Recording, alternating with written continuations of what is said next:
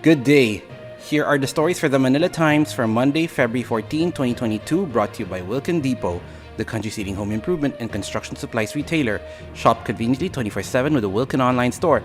Just go to shop.wilkin.com.ph. The partnership of Ferdinand Bongbong Marcos Jr. and Sara Duterte Carpio maintained their lead in surveys after dominating the January poll of Pulse Asia.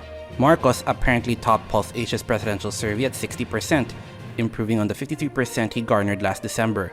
The pollster said the standard-bearer of the Partido Federal ng Pilipinas party was the top pick in all geographic areas and socio-economic groupings. He had 66% in Mindanao, 61% in the rest of Luzon, 57% in the National Capital Region, and 53% in the Visayas. Marcos also posted 61% for socio-economic Class D, 56% in Class E, and 50% in Class C. Note that the survey was conducted between January 19 to 24. The Interagency Task Force for the Management of Emerging Infectious Diseases will decide today whether to bring down the alert level in Metro Manila from Alert Level 2 to Alert Level 1. Interior and Local Government Secretary Eduardo Año said in a radio interview on Sunday that further easing restrictions in the National Capital Region will depend on the presentation of the Technical Working Group. The new classification will take effect on Tuesday until the end of February. Año said caution must be exercised in lowering the alert level considering that campaigning for the May elections has started. A father and son team is offering holistic change if they take over the helm in Navotas City, the country's fishing capital.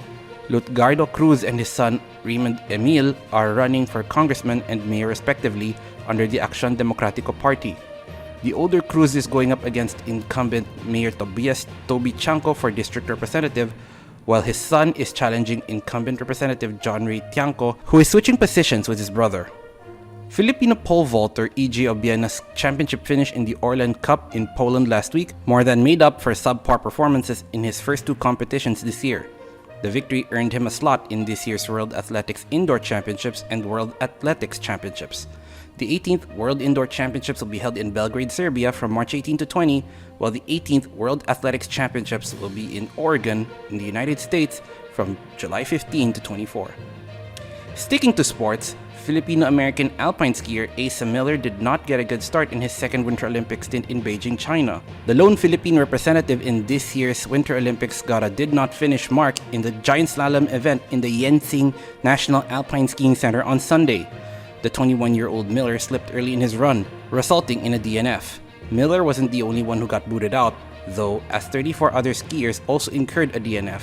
Skiers who were unable to finish their first run were no longer given the opportunity to do their second run, unlike those who got to complete their first go.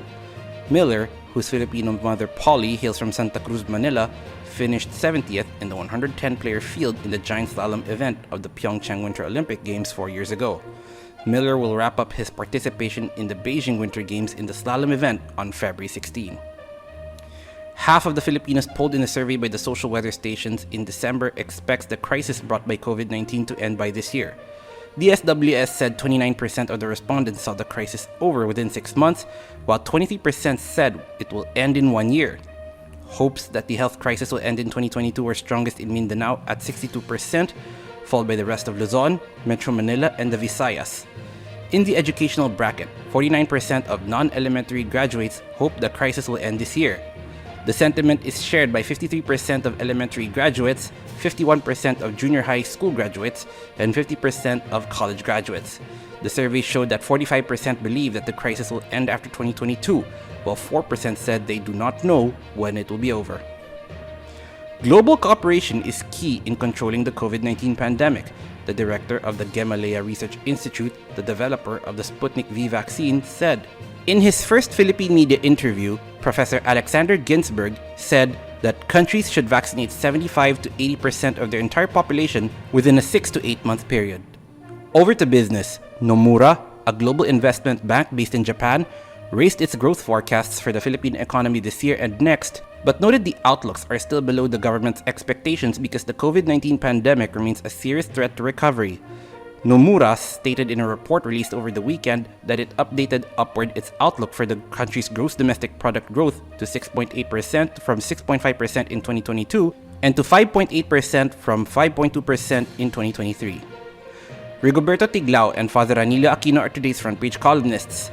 Tiglao continues on his discussion on maritime policy, while Father Aquino believes empowering the Commission on Higher Education even more will be the death of higher education. Today's editorial hits out at the cancel culture on TV host Celestine Tony Gonzaga Soriano. Read a full version on the paper's opinion section or listen to the Voice of the Times. For more news and information, get a copy of the Manila Times on print, subscribe to its digital edition, or log on to www.manilatimes.net. Follow us on Twitter, Facebook, or Instagram, and keep up with the Times. On behalf of the Manila Times, this is Arik John Sequo reporting. Have a safe week ahead, and happy Valentine's Day!